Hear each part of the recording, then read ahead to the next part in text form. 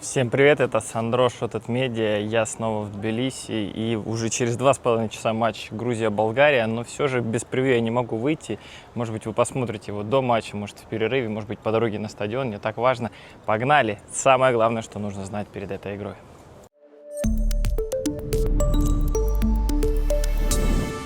Друзья, ну так вот быстро летит время, и я не представляю вообще, каково игрокам, тренерам. Вот ты приехал, прилетел, у тебя уже первый матч, уже тут же второй. А я сейчас еще был в Армении на матче, поэтому действительно тяжело наблюдать вообще за изменением происходящего вокруг. Но давайте попробуем собрать все в кучу. Вернемся сначала к прошлой игре. Грузия, я напомню, проиграла сборной Турции. Было это совсем недавно. Обидное поражение, много допустили ошибок, проиграли 2-3. После матча все, конечно, сожалели, было обидно, потому что как будто даже и отыграться могли, но вот что-то не хватило, не дожали. Но тем не менее, какие основные выводы? Грузия пока не потеряла никакие шансы ни на что, потому что еще 5 матчей впереди, очков можно набрать достаточно. Ну и начинать, конечно, нужно сегодня с Болгарией, желательно с победы. Испания обыграла болгар со счетом 3-0 на выезде, достаточно уверенно. Причем все голы забили в первом тайме, представляете, 3-0 и все, и до свидания, болгары на второй тайм могли уже не выходить. Грузия сейчас, благодаря этой победе испанцев, находится на 3-м месте в группе, и сегодня тоже нужно забить, конечно, много. Кстати, вам сразу вопрос на засыпку. Когда в последний раз Грузия на своем поле забивала Болгарии? Вот как вы думаете? Подумайте, ответ будет в конце видео. И вот если сегодня забить много, сегодня одержать победу при условии, что те же испанцы возьмут свое в матче против турков и наберут 3 очка, Грузия вполне может подняться в таблице, потому что я напомню, что личные встречи значения не имеют, имеет значение разница мячей. В этом плане стоит порадоваться за грузинскую команду, что они все-таки свои голы в предыдущей игре забили. Это важно. Вот видите, кстати, уже люди собираются, поэтому у нас будет очень даже живое превью. Ну, конечно, сейчас после Армении сумасшедший контраст по количеству футболок, флагов и прочего. Идем дальше.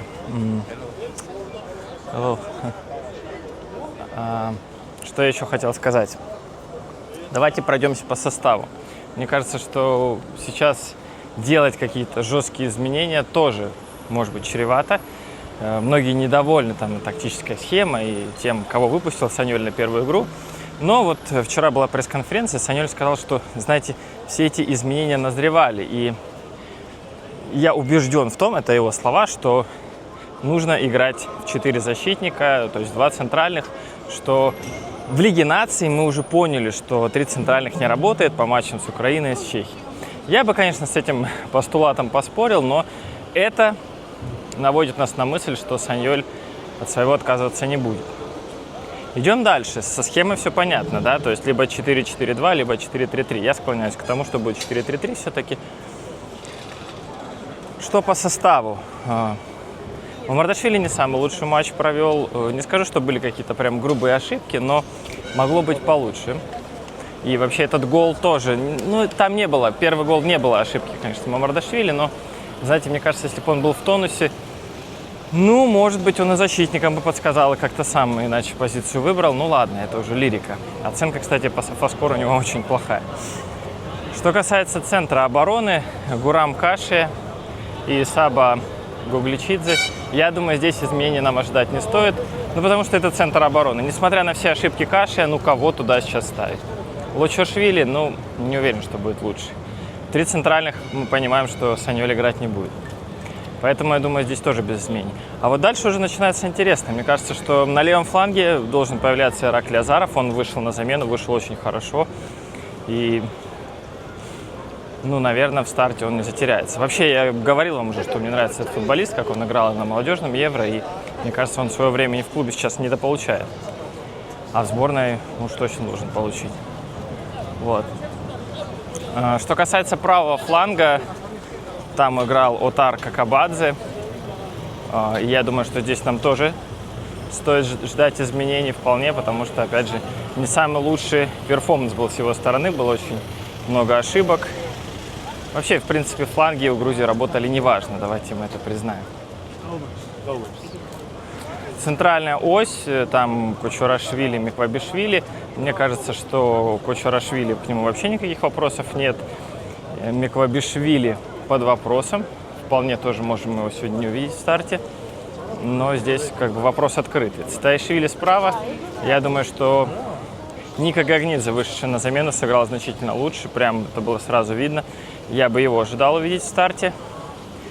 И кто у нас остался? Я сейчас так без листочков, без шпаргалок по памяти все вспоминаю. Ну, кстати, видите, дождь немного людей распугал. Сейчас вот в Тбилиси дождь прошел перед матчем. Поэтому здесь достаточно свободно. Но болельщики подтягиваются. Ажиотаж, конечно, не такой, как перед Турцией. Хотя по факту эта игра теперь становится еще более важной для Грузии после поражения в первом матче. Ну давайте, раз уж мне тут никто пока не тормознул, пойдем дальше. А сколько стоит? 200 лари. 200, спасибо. Эти 200 лари, а я за 100 взял. А друг у меня сейчас на Viago еще дешевле. Это не реклама, но он там взял еще дешевле. Так что вот такой ажиотаж, да. Вчера видел на матче сборной Армении, билет был у кого-то, ой, господи, ну, лари, наверное, за 200, за 300 тоже. Не, даже больше. Там было в драмах, не помню. Вот, давайте сейчас разберемся, кого мы забыли. Да, у нас Давиташвили, Хвича, Микаутадзе. Я бы сказал, что здесь тоже что-то возможно. Вы писали в комментариях про то, что Давиташвили с Хвичей кореша, и вот они вместе играют много в пас, и с другими как бы не пасуются. Знаете, я соглашусь с этим. Даже дело не в том, что они вместе в пас играют, а дело в том, что они, знаете, очень похожие по типажу, что ли, игроки, потому что они очень много берут на себя индивидуально, часто проявляют креатив, часто путают соперника. Но мне кажется, что два игрока такого плана на поле одновременно – это перебор. Поэтому как бы круто не сыграл Давиташвили, вот они оба с Хвичи свои голы забили, но я все-таки бы кого-то из них оставил в запасе, и другой бы очень классно потом вышел.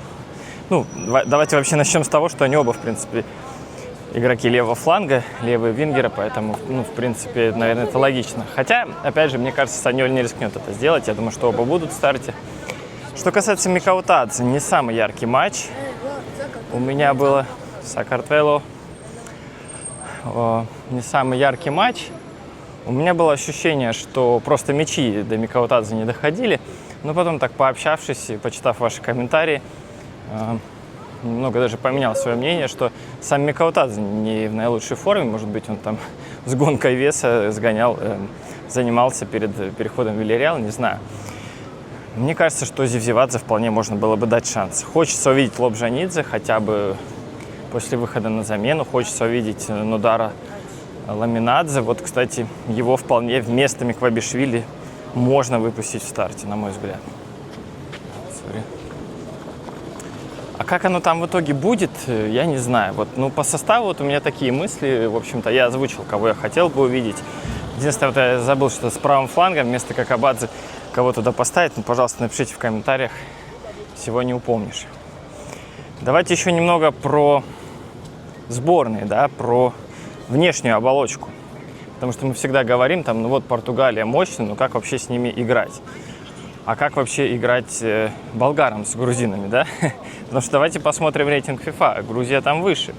Я сейчас уже точно места не помню, но где-то 15-16 позиций Грузия выше. Давайте посмотрим стоимость состава. Грузия под 200 миллионов вот в текущей версии состава, а Болгария где-то 40. Это ничего не значит. Футболисты играют в футбол на поле, и деньги, вот эти все, это все относительные цифры. Но тем не менее, Грузия фаворит, и это не нужно забывать. Давайте вернемся к нашему вопросу. Кто забил ворота сборной Болгарии? Я напомню, что последние два матча Грузии и Болгарии, они закончились со счетом 0-0 здесь, в Грузии. Представляете? То есть уже 180 минут Грузия не может забить Болгарию, несмотря на вот этот яркий матч, победу 5-2, если вы помните, когда Грузия выиграла на выезде в рамках Лиги наций. Вот здесь 180 минут не может забить Грузия. И два матча были 0-0, между прочим. А ведь еще были и разгромы, когда Болгария громила Грузию, поэтому ну, никакого не будет сегодня проходного двора, там не стоит ожидать. Надеюсь, что будет аншлаг, потому что билеты на этот матч не так быстро продавались, как, например, на матч с Турцией. И даже сейчас, в принципе, ну, при желании можно найти не только там вот по 200 лари, как вы видели, но на сайте, о котором я уже говорил, который не буду вновь рекламировать. Вот. Но с другой стороны, у этой Болгарии вроде такой крепкий состав, да, неплохой, но звезд никаких нету по факту. И вот то, что они испанцам не забили, это лишний раз подтверждает. Наверное, это команда, которая будет играть от обороны. Саньоль вчера на пресухе сказал, что мы будем играть от себя, мы будем биться. Ну, в общем-то, пресухи были такие пресные, там было все стандартные фразы. Кучарашвили добавил, что за счет того, что Грузия никогда не сдается, она и пришла к тому, где сейчас есть эта сборная. И, в общем, главное тут, конечно, не унывать и не сдаваться раньше времени, потому что, ну, все у этой команды еще впереди. Да, очереди пока еще небольшие, но люди уже постепенно на стадион заходят, кстати говоря. Собственно, вот это главное, что я хотел сказать, но ответ на загадку, которая была в начале, знаете, кто это? Это Георгий Кинкладзе. Он забил в 1995 году последний домашний гол в сборной Грузии в ворота Болгарии. Представьте, 30 лет Грузия на своем поле не может забить Болгарии. Ну что за чертовщина? Было всего, конечно, 2 матча, это будет 3-й, но мне кажется, пора. И сегодня пора уже проявить себя не только атаки грузинской, но и обороне. Конечно, 2 раза на 0 сыграли против болгар. Мне кажется, сегодня вот надо опять сыграть на 0, но свои голы забить.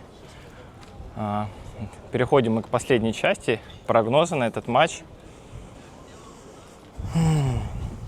Тяжело, конечно, сейчас какие-то цифры это обозначить.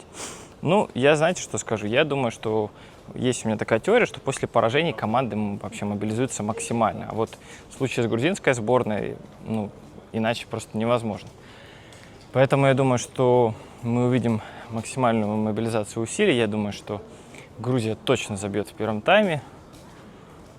А вот дальше уже что будет, это интересно, потому что если мы увидим футбол похожий на то, что было в прошлом году в матче с Чехией, когда мяч отдали на контратаках забивали, это одно. А если Грузия продолжит давить, это уже другой сценарий. Вот. Ну, я рискну предположить, что будет победа со счетом 2-0. Такая непростая, трудовая. Вот быстрый гол забьют, 1-0. Будут стараться этот счет удержать, будут стараться сыграть на 0. Я думаю, про это и Саньоль будет говорить, это очень важно. Ну и надеюсь, что это все получится. В параллельном матче Турция-Испания, ну, турки очень хороши, и мне кажется, что с испанцами поборются, но все-таки испанцы — это действующие чемпионы Европы, и свое они возьмут. Я там поставлю счет 1-3. Поэтому, если все это сложить, то получается, что Грузия должна сегодня выйти на 2-е место в группе.